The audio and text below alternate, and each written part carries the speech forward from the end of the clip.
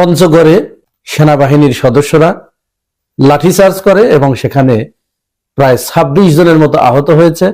আহতদের প্রত্যেককে পঞ্চগড় সদর হাসপাতালে ভর্তি করা হয়েছে।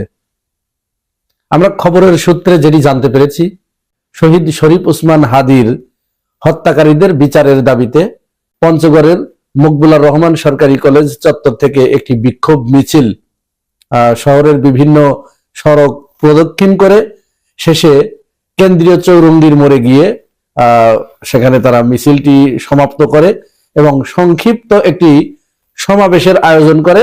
ওই সময়টুকুতে তারা সম্ভবত ১ ঘন্টার কিছু কম বা বেশি সময় সড়ক অবরোধ করে রাখে এবং এই মিছিলটি কিন্তু অনুষ্ঠিত হয়েছে বাংলাদেশপন্থী শিক্ষার্থীদের ব্যানারে।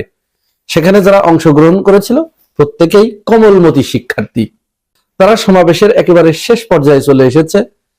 একজনের বক্তব্য দেওয়া শেষ হয়ে গেছে, আর একজন সম্ভবত এই সমন্বয়ক যিনি, তার বক্তব্য চলছিল। ঠিক সেই সময় কোন রকম উস্কানি ছাড়া, কোন রকম পূর্ব ঘোষণা ছাড়া সেনাবাহিনীর সদস্যরা তাদের উপরে লাঠিচার্জ শুরু করে এবং বেদম প্রহার করে পিটিয়ে তাদের ২৬ জনকে আহত করেছে বলে আমাদের কাছে খবর এসেছে। এখন আমাদের প্রশ্ন, সেনাবাহিনীকে কেন এইখানে লাঠিচার্জ করতে হলো? তারা যে দাবি নিয়ে নেমেছে, এই দাবিটা কি অযৌক্তিক? এটি তো অযৌক্তিক দাবি নয়।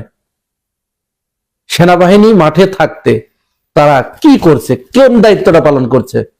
তারা কি বিন্দুমাত্র আইন শৃঙ্খলার কোনো উন্নতি ঘটাতে পেরেছে? এখন তো সেনাবাহিনীর হাতেই তো আইন শৃঙ্খলা রক্ষার দায়িত্ব।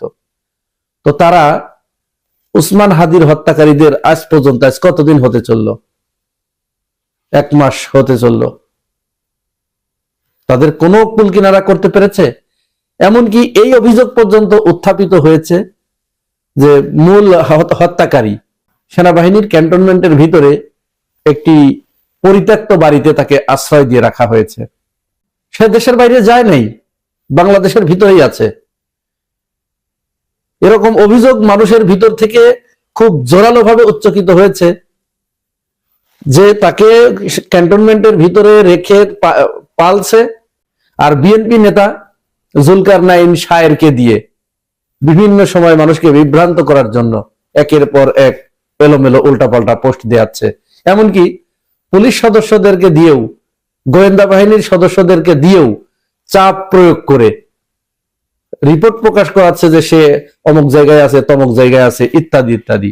এই নাটকগুলো বাংলাদেশের মানুষ দেখতে দেখতে অভ্যস্ত হয়ে গেছে। এই দায় কি সেনাবাহিনী এড়াতে পারবে? সেনা প্রধান এড়াতে পারবে? তাহলে পঞ্চগড়ে যে হাদি হত্যার বিচার চাইতে গিয়ে যে ছাত্রদেরকে মার খেতে হলো, কমলবতী শিক্ষার্থীদের, এটা তারা বিচার চাইতে পারবে না? একের পর এক এই বাংলাদেশপন্থীদের, বিপ্লবীদের এইভাবে মানে কোনো কিছু হলেই মনে হচ্ছে তাদের উপরে সেই পূর্ব রাগ জিয়ে রেখেছেন, আর সুযোগ পেলেই তাদের উপরে হামলে পড়ছেন। এটি হবারই কথা, কারণ হাজার হোক সে তো স্ত্রীর ফুফাতো বোন, রাগ তো হবারই কথা। এবং তাকে যে কথা দেয়া হয়েছিল যে আপনাকে খুব তাড়াতাড়ি আমি আবার ফিরিয়ে আনবো, আপনি শুধু যান, তো সেটির যখন গুড়ে বালি, সেই আশা যখন পূরণ হচ্ছে না, তখন তো একটু রাগ হওয়াটাই স্বাভাবিক। তবে আশার কথা হচ্ছেই, সম্ভবত বাংলাদেশে ওইটার কোনোদিনও সম্ভব হবে না যে বাংলাদেশের মানুষদের ছেলে ভোলানো গল্প শুনিয়ে, তাদেরকে ঘুম পাড়ানি মাসি পিসির গান শুনিয়ে ঘুমিয়ে দিয়ে যা খুশি তাই করবেন, সম্ভবত এইটি আর হচ্ছে না। এবং আমরা এটি জেনে আশ্বস্ত হচ্ছি যে বাংলাদেশের জনগণ, তরুণ সমাজ, তারা নিজেদের শিকড়কে চিনতে পেরেছে, তারা নিজেদেরকে আবিষ্কার করতে পেরেছে যে এই এক টুকরো মানচিত্র ছাড়া তাদের আর কিছু নাই। সুতরাং এই মানচিত্রের উপরে যে বা যারা শকুনের দৃষ্টি দেবে, তাদের বিরুদ্ধে যুগে যুগে এইভাবে এই মানুষগুলো, বাংলাদেশ পন্থী এই মানুষগুলো লড়ে যাবে। এবং হাদি যে স্বপ্ন দেখেছিল, এই স্বপ্ন এদেশে একদিন বাস্তবায়িত হবেই। আপনি যতই চেষ্টা করেন এখানে অন্য কারো এজেন্ডা বাস্তবায়নের, আপনি যতই চেষ্টা করেন চট করে এখানে ঢুকিয়ে আনার, এটি সম্ভবত আর কোনোদিনই বাস্তবায়িত হবে না। আমরা সেনাবাহিনীর এই ঘৃণ্য কর্মকাণ্ডের তীব্র নিন্দা জানাই। নিশ্চয় সেনাবাহিনীর যে অংশটা দেশপ্রেমিক, দেশপ্রেমের মন্ত্রে উজ্জীবিত, তারা সেখানে থাকলে এই ঘটনা ঘটতো না। বিগত 17 বছর ধরে রন্ধ্রে রন্ধ্রে প্রতিটা জায়গায় নিজের দলের লোকজনকে বসিয়ে দিয়ে সে এমন ভাবে তার এই বাগানটাকে সাজিয়ে গিয়েছিল যে সে এখান থেকে চলে যাবে, চলে যাওয়ার 50 বছর পরেও তার ক্ষমতার স্বাদ উপভোগ করবে। সেটি আমরা এখন দেখছি। এরকম ঘটনা আরো সামনে ঘটবে। বাংলাদেশ পন্থীরা বিচলিত নয়। বাংলাদেশ পন্থীরা তারা তো রক্ত দিয়ে অভ্যস্ত হয়ে গেছে, তারা এভাবে রক্ত দিতেই থাকবে এবং ন্যায় বিচার এদেশে প্রতিষ্ঠিত করে তারপরে ঘরে ফিরে যাবে। যারা পঞ্চগড়ের জুলাইয়ের সম্মুখ সারির যোদ্ধা, এরকম 5-6 জনকে টার্গেট করে আলাদা আলাদা করে টেনে হিসড়ে জেলা পরিষদের ভিতরে নিয়ে যাওয়া হয়েছে। আমাদের সামনে প্রকাশ করতে হবে, এই দায়িত্ব জেলা প্রশাসককে নিতে হবে। তিনি বলছেন সেটা কিভাবে হয়েছে তিনি জানেন না, কিন্তু জেলা প্রশাসকের ওই যে জেলা পরিষদের যে কার্যালয়, সেখানে যে সিসিটিভি ফুটেজ, ওই ফুটেজ তার প্রশাসনের অধীনে। এখানে ফুটেজ গায়েব করার কোনো নাটক চলবে না। স্পষ্ট করে ফুটেজ আমাদেরকে দেখাইতে হবে। আমরা স্পষ্ট করে বলি, যদি আমাদেরকে এটা বলা হয় যে ওই ক্যামেরা চলে না, এই চলে না, ওই চলে না, এই নাটক আমাদের সামনে চলবে না। আমাদেরকে স্পষ্টভাবে দেখাইতে হবে কারা করলো, কি কারণে করলো, কেন করলো, এবং তাদেরকে উপযুক্ত শাস্তির আওতায় না আনা পর্যন্ত পঞ্চগড় জেলার শান্তিকামী আমাদের শহীদ ওসমান হাদির উত্তরসূরিরা কখনোই চুপ থাকবে না।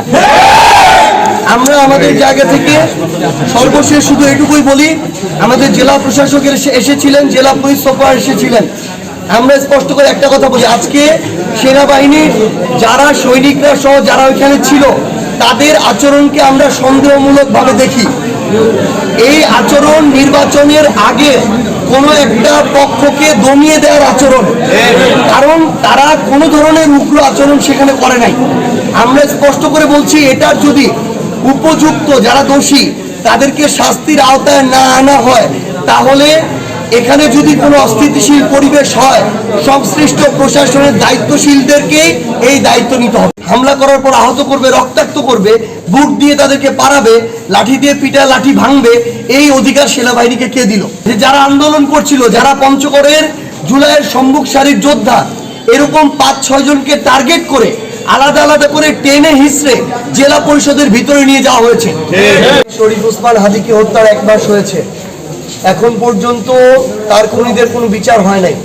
সেজন্য পঞ্চগড় জেলার ছাত্র জনতা, সাধারণ মানুষ সকলে মিলে আমাদের ওসমান হাদি ভাইয়ের খুনিদের বিচারের দাবিতে তারা এখানে আজকে একটি বিক্ষোভ করছিল।